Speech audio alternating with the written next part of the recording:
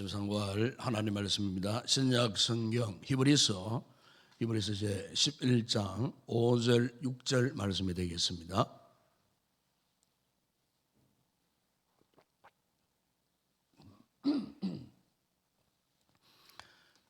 5절 6절 우리 같이 한 목소리로 합독을 하겠습니다. 믿음으로 에녹은 죽음을 보지 않고 옮겨졌으니 하나님이 그를 옮기심으로 다시 보이지 아니하였느니라. 그는 옮겨지기 전에 하나님을 기쁘시게 하는 자라 하는 증거를 받았느니라. 믿음이 없이는 하나님을 기쁘시게 하지 못하나니 하나님께 나아가는 자는 반드시 그가 계신 것과 또한 그가 자기를 찾는 자들에게 상 주시는 있음을 믿어야 할지니라. 아멘.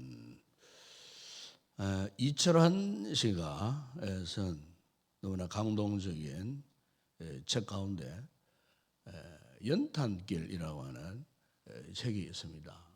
한 12가지 주제를 갖고 이렇게 수필로 이렇게 써놓은 글인데 그 내용을 보면은 우리의 일상생활에서 있었던 감동적인 그 모습을 보고 이분이 아주 순수한 필체로 이렇게 글을 써놓은 그런 이야기들이 담겨 있는 그런 책입니다. 우리의 삶과 또 직결되는 이런 이야기이기 때문에 읽어보면은 참 굉장히 그 한 주제마다 많은 감동을 불러일으키는 이런 내용인데 이제 그 책 가운데에 이런 그 이야기가 있습니다. 어느 날 이분이 어느 교회에서 이제 진행되고 있는 결혼식에 참석을 했습니다. 그래서 이제 우리가 결혼식이 되면은 제일 첫 번째 이 순서가 이제 신랑이 입장하고 그다음 이어서 이제 신부가 입장하는 이런 이제 시간이 있습니다. 그래서 이제 순서를 따라가고 신랑이 먼저 입장하고 그리고 또 이제 신부가 뒤이어서 이제 신부의 아버지의 손에 이렇게 의지해서 이렇게 이제 입장을 하게 되었습니다. 그래서 이제 입장을 하는 가운데에 이제 신랑 앞에 다다랐을 때에 그러면 신부가 몸의 중심을 잃고 쓰러져 버렸어요. 알고 보니까 이제 소위 우리가 짝발이라 그러잖아요. 한쪽은 다리 길고 한쪽은 짧은 다리였어요. 그래서 이제 그 올라오는 계단 턱에 단에 올라서야 되는데 잘못 이렇게 올라서는 바람에 이제 신부가 뭐 거기 앞에서 미끄러서 쓰러져 버린 거예요. 그러니까 이제 참 이제 하객 이제 이 좌석 중에는 어이구 하는 소리도 막 나고. 근데 아버지가 얼마나 당을 했겠습니까? 알고 보니까 이 다리가 불편한 딸을 가까스로 아버지가 참 조심스럽게 이렇게 이제 참 신랑에게 이제 넘겨주려고 온 힘을 다해서 하는 가운데 그러면 딸이 쓰러지는 바람에 당황을 하게 된 거예요. 바로 그때 그 순간에 신랑이 잽싸게 쓰러져 있는 그 신부를 이렇게 세웠어요. 이렇게 세우고는 태연하게 아무 일 없었다는 뜻이 전혀 내색하지 않고 그리고 그 신부의 웨딩 드레스 그 밑에 자신의 한쪽 발을 이렇게 살며시 집어넣어가고 그 짧은 다리를 가지고 있는 신부의 다리를 자신의 그 참 구두로 이렇게 받쳐주면서 참 이렇게 예식이 끝날 때까지 그 신부의 발을 받쳐주기 위한 얼마나 힘든 순간이었겠어요. 그것을 이제 그렇게 해서 결혼식을 무사히 마치게 되었다는 거예요. 그런데 신부 아버지가 바로 이 광경을 보면서 눈물을 툭툭 흘리더라 합니다. 이렇게 불편한 자신의 딸이 성장해서 이렇게 결혼을 했는데 그 결혼을 한 그 신랑이 너무나 대견스럽고 아버지가 볼 때, 신부의 아버지가 볼 때 너무나 고맙고 너무나 감사한 일이고 너무나 좋은 사회를 보게 되었다고 하는 이 감격 때문에 결혼식 내내에 신부의 아버지가 이렇게 눈물을 흘리고 있더라 하는 것입니다. 이찬환 씨가 그것을 보고선 글이 이제 그런 이제 내용이었어요. 사는 여러분, 오늘 우리가 인생을 살아가는 가운데 있어서도 이처럼 아낌없이 자기 몸을 던져서 함께 동반할 수 있는, 동행할 수 있는 사람이 있다는 것은 정말 귀한 일입니다. 나홀로 인생을 살아가는 사람은 아무도 없는 겁니다. 자신에게 어떤 결정적인 약점이 있다 할지라도 그 약점을 받쳐주고 그 약점을 숨겨줄 수 있는 그런 참 아름다운 사람이 오늘 우리 인생 가운데는 반드시 필요하다는 거예요. 인생의 여정을 우리가 성공적으로 살아가기 위해서는 이렇게 나와 함께 동반할 수 있는, 동행할 수 있는 그런 귀한 손길이 필요한 거예요. 요즘 우리 시대를 보게 되면은 참 얼마나 편리한 시대에 살고 있습니까? 너무나 편리한 시대에 살고 있어요. 앞으로 날이면 날마다 더 편리한 시대가 점점 다가옵니다. 휴머노이드 로봇 시대가 곧 이제는 본격적으로 이제 오는 그런 순간이 반드시 오게 됩니다. 그런데 문제는 뭐냐? 이렇게 참 편리한 삶을 살아가는 가운데 왠지 모르게 사람들은 자기밖에 몰라요. 그래서 극단적인 이기주의가 더욱더 팽배해질 것이다. 이 세상이 고도로 발달하고 편리하면 편리할수록 이기주의, 극단적 이기주의는 더 팽배하게 될 것이다. 이기주의가 뭡니까? 자기밖에 모르는 그 성향을 두고 이기주의라 그렇게 이야기하지 않습니까? 이미 이기주의가 지금 물든 이 세상 가운데 우리가 살고 있는 것입니다.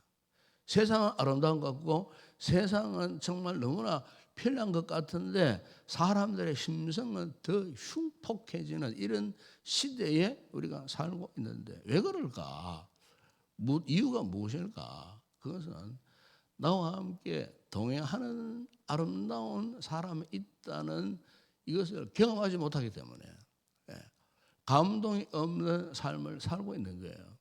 한없이 편리한 삶을 살지만은 감동을 상실한 시대가 오늘 우리의 시대가 아닌가 싶어요. 여러분, 이 신앙생활도 마찬가지입니다. 여러분, 신앙생활도 참으로 우리가 감동적인 이 신앙의 삶을 살 수 있는 그 동력이 뭐냐? 그 동력은 한마디로 이것 아니겠습니까? 하나님과 동행할 때요.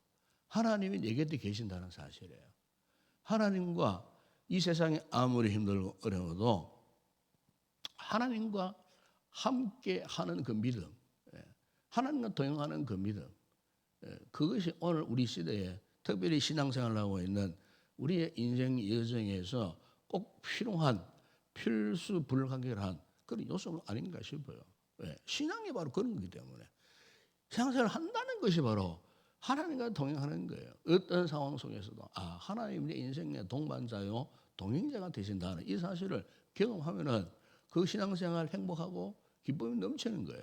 여러분 오늘 본문에 보시면은 이 같은 믿음의 삶을 살았던 한 사람이 나오는데 그가 누구냐 하면은 바로 에녹이라고 하는 인물이었어요. 오늘 보면 여러분 5절에 보면은 한마디 이렇게 표현합니다. 믿음으로 에녹은 죽음을 보지 않고 옮겨졌으니 하나님이 그를 옮기심으로 다시 보이지 아니하였느니라. 그는 옮겨지기 전에 하나님을 기쁘시게 하는 증거를 받았느니라. 그래서요. 이 에녹은 에돔의 이 신앙생활을 한마디로 그렇게 말합니다. 그는 하나님을 기쁘시게 하는 자였다. 그런 말씀합니다. 하나님을 기쁘시게 하는 자라. 그 증거를 받았다. 그랬습니다. 그러니까 믿음으로 이 에녹은 그야말로 세상에서 가장 행복한 삶을 살게 되었다는 거예요. 행복한 삶을 살게 되는 그 동력이 뭐냐? 그가 하나님을 기쁘시게 하는 이 같은 삶을 살았다는 거예요. 그러면 무엇으로 그가 하나님을 기쁘시게 할 수가 있었겠습니까? 여러분, 하나님을 기쁘시게 했던 이 에녹의 이 실제적인 삶의 모습을요, 창세기 5장 22절에 보면은 이 말씀을 해요. 무셀라를 낳은 후 300년을 하나님과 동행하며 자녀들을 낳았다. 그래서요, 이 에녹의 믿음이 여기서 이야기되고 있는 겁니다. 300년을 누구와 함께? 하나님과 함께, 하나님과 줄기차게 동행하는 믿음의 삶을 살았다는 거예요. 여러분, 오늘 우리의 이 삶, 이 그리스도인의 삶이라는 것이 바로 이것 아니겠습니까? 하나님과 동행하는 삶이에요. 평생 동안 흔들리지 않는 그 연단기에 나오는 그 참 그 감동적인 에피소드처럼 그 신랑이라는 이 존재가 신부를 이렇게 떠받쳐 주는 이 같은 관계 속에 있었을 때에 그 참 신부의 기쁨이 바로 그것 아니겠어요? 든든한 신랑이 내 발밑을 이렇게 떠받쳐 주는 이 존재가 있다는 거, 이 존재감을 갖고 산다는 거. 여러분, 오늘 우리가 하나님과의 영적인 관계가 확실해지면 확실해질수록 이것이 깨달아져요. 아무리 힘들고 어려운 이 험악한 세파 속에 참 우리 앞을 예측할 수 없는 이 한 해의 삶을 우리가 지금 지나고 있지만은, 그러나 오늘 우리가 하나님 앞에 기뻐하면서 살 수 있는 그 이유, 그 근거가 뭐냐? 하나님이 지금 나와 함께 동행을 하고 계신다는 거예요. 이 에녹이 바로 그와 같은 믿음을 갖고 있었다는 거예요. 그래서 에녹은 단순히 하나님이 그와 함께 동행한다는 이 믿음을 갖고만 있었던 것이 아니에요. 이 믿음으로 어떻게 했냐면은 그는 한평생 하나님 앞에, 그분의 뜻 앞에 순종하며 살아갈 수가 있었다는 거예요. 순종하며 살아갔다는 겁니다. 하나님의 이 같은 아름다운 동행 속에 그분에 대한 순종하는 믿음으로 살았다는 거예요. 부부가 한평생 행복한 삶을 살기 위해서는요, 신랑과 신부가 이 부부 관계 속에서 서로 이렇게 뜻을 맞추어서 순종하는 모습이 필요한 거예요. 요즘 우리나라가 지금 세계에서 제일 이혼율이 높다 그러지 않습니까? 하루에 10명 결혼하면은 4명이 이혼할 정도예요. OECD 국가 가운데 지금 뭐 제일 많이 이혼율이 높다는 거예요. 여러분, 이상하지 않습니까? 이렇게 잘 살고 편안하고 편리하면은 얼마나 참 행복한 삶을 누릴 수가 있겠습니까? 그런데 부부가 10상 가운데 4상이 깨어진다는 거예요. 하루에 10상이 결혼하면. 왜 그럴까? 보통 이 부부가 갈라서는 분들이 이야기를 들어보면은 딱 한마디 이런 이야기 합니다. 서로 뭐 뜻이 맞지 않아갖고 서로 성격 차이도. 한번 생각해 보세요. 다른 문화권에, 다른 가정 문화에서 태어난 사람, 성격도 다르고 기질도 달라요. 이런 사람이 만나가지고 하루아침에 만나가지고 어떻게 뜻을 맞추고 함께 잘 살 수 있겠어요? 그게 불가능한 거예요. 이런 상황 속에서 정말 한 생을 기약하고 함께 살 수 있는 비결은 유일하게 딱 한 가지 아니겠어요? 서로 뜻을 맞추는 거예요. 성격이 달라도 기질이 달라도 서로 뜻을 맞추는 거예요. 뜻을 맞춰 살아가는 거예요. 그러려면 생사고락을 같이 할 수가 있다는 거예요. 평생도록.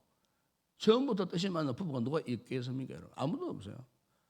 여러분, 오늘 우리의 믿음 생활에 있어서도 마찬가지예요. 우리 하나님과 한평생 동행하는 삶을 살아갈 수 있는 이 비결은 하나님이 기뻐하시는 그 뜻, 하나님이 기뻐하시는 거룩한 이 소원에 내 인생의 삶의 좌표를 맞추는 거예요.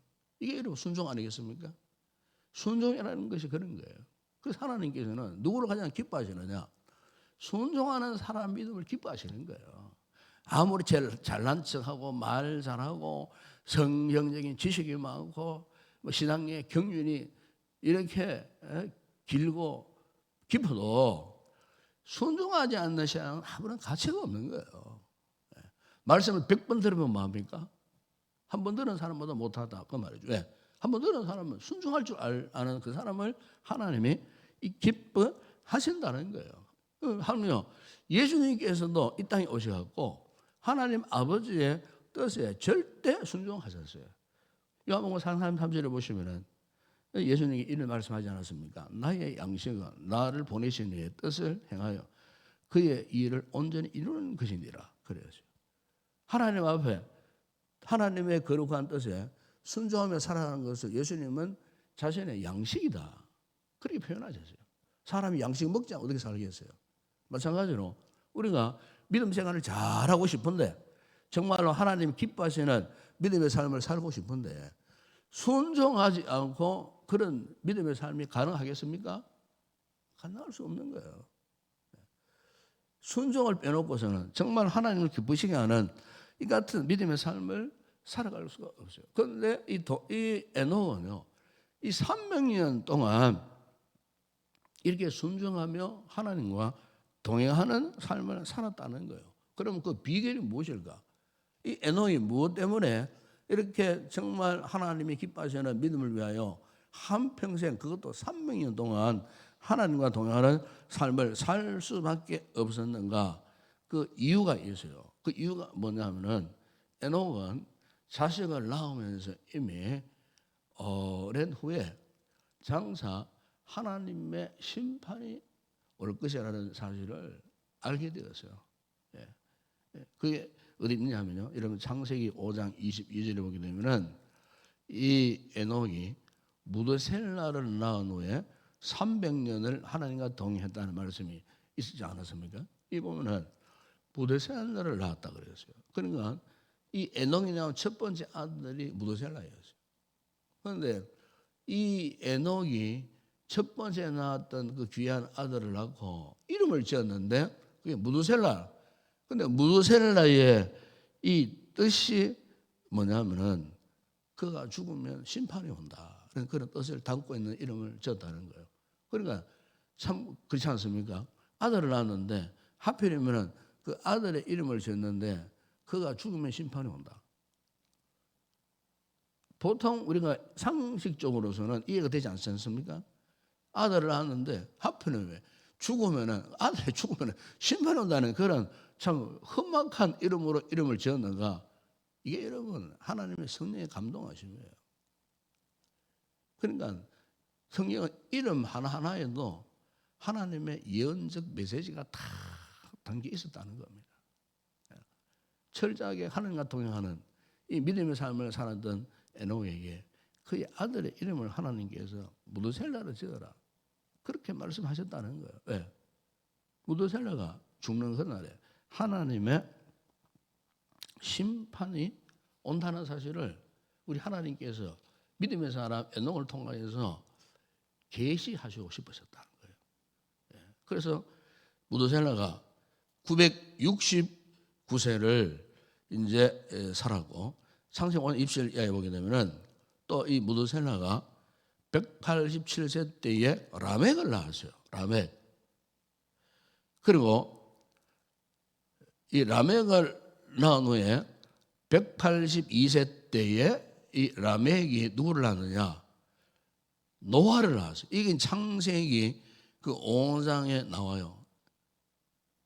그러니까 이 에녹은 노아의 정조부, 그 할아버지는 에녹은 노아의 그 조부가 이 에녹이었다는 겁니다. 그 노아가 태어났을 때 창세기 7장 11절에 보시면 이런 말씀을 해요. 600세 되던 해 둘째 달 곧 그 달 11일 날에 그날에 큰 기쁨의 샘들이 터지며 하늘의 창문들이 열려 그랬어요. 그러니까 이 무드셀라가 어땠습니까? 무드셀라가 노아가 600세 되던 후에 무드셀라가 969세 때에 죽었어요. 그러니까 노아의 홍수 심판이 무드셀라가 죽던 해에, 노아가 600세 되던 해에 하나님께서 어떻게 하셨느냐, 이 지상에다가 하늘의 창문을 다 열어놓으시고 홍수로 세상을 심판했던 날이에요. 그러니까 여러분, 이것이 벌써 수백 년 전에 하나님께서 이 에녹의 아들 무드셀라를 통하였고 이렇게 예시하신 대로, 그 말씀대로 그대로 구체적으로 이루어졌다는 겁니다. 그러니까 이 에녹은 이미 수백 년 전부터 하나님과 동행을 하면서 그의 아들이 죽는 그날에 하나님이 이 세상을 심판하실 것이다. 그러니까 하나님의 심판의 날을 항상 기억하며 이 에녹이 살았다는 거예요. 이것은 오늘날 우리의 신앙생활에서도 정말 중요한 것을 지금 말씀해 주고 있는 거예요. 여러분, 우리 인생이라는 존재가 그냥 죽지 않고 늙지 않고 하루에 살 수 있는 존재인가? 그렇지 않는 거예요. 성경은 분명히 말씀합니다. 이 세상이 아무리 살기 좋고 편안한 시대가 온다 할지라도 반드시 심판의 그날이 있는 거예요. 하나님의 심판의 날이 있는 거예요. 그래서 어떤 분은 요즘 어제도 어떤 분이 이런 얘기를 하더라고요.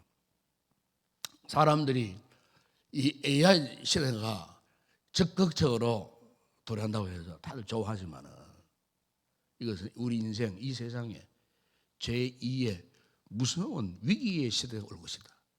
경고를 하는 것을 듣게 되어서 아무리 편리한 이 AI 휴머노이트 뭐 로봇 시대가 온다 할지라도 이것은 오히려 지금까지 한 번도 경험하지 못한 인생의 역사, 세계 역사에 최악의 위기의 시대가 도래할 것이다. 이번에 과학자인데도 그런 이야기를 하더라고요. 그러면서 지금 우리는 무시무시한 시대에 살고 있다. 이런 이야기를 하는 이야기를 듣게 되었어요. 그분 이야기를 가만히 생각해 보니까 그런 것 같아요. 사람은 지금 다 편하다, 안락하다, 뭐 이렇게 자유롭다 하는데 지금 세상이 돌아가는 판도는 그렇지 않다는 거예요. 사실 오늘 우리 그리스도인들에게는요, 항상 종말 의식을 가지고 살아가는 사람들입니다. 개인적인 종말도 있지만은 이 우주적인 종말의 때가 반드시 있다는 거예요. 이게 성경이 그렇게 말씀하고 있는 거예요. 그래, 마지막 심판의 그날이 있다는 거예요. 가장 빨리 오는 심판은 무엇입니까? 우리의 개인적인 종말이에요. 우리가 목숨이 끝나는 그 순간에 하나님의 심판대 앞에 서게 되어 있다. 이 사도 바울도 그런 말씀을 계속하고 있어요. 하나님의 심판대 앞에. 그러니까 이 무슨 말입니까? 이 종말 의식을 가지면요, 우리가 하나님 앞에 경건된 믿음의 삶을 살 수밖에 없어요. 에녹이 이 같은 삶을 살았다는 겁니다. 하나님의 마지막 심판의 그날을 그가 기억하면서 부끄러움이 없는, 하나님께서 무슨 말씀을 하시든지 그분의 말씀에 적극적으로 순종하는 삶을 무려 300년 동안 살았다는 거예요. 300년 동안. 여러분, 오늘 우리에게도 이 같은 믿음의 결단이 있어야 되지 않겠나 싶어요. 신랑과 신부의 이 아름다운 모습처럼 오늘 우리 성도들도 이 시대의 흐름에 역행하여 흘러가는 것이 무엇입니까? 바로 믿음으로 사는 거예요. 하나님이 기뻐하시는 믿음으로.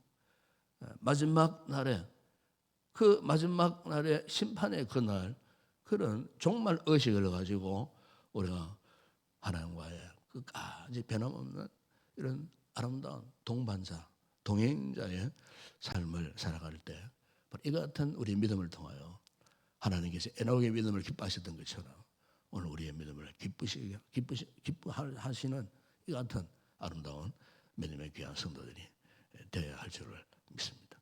기도하겠습니다. 아버지 하나님, 감사를 드립니다. 우리 생을 돌아보면 한없이 연약한 존재들입니다.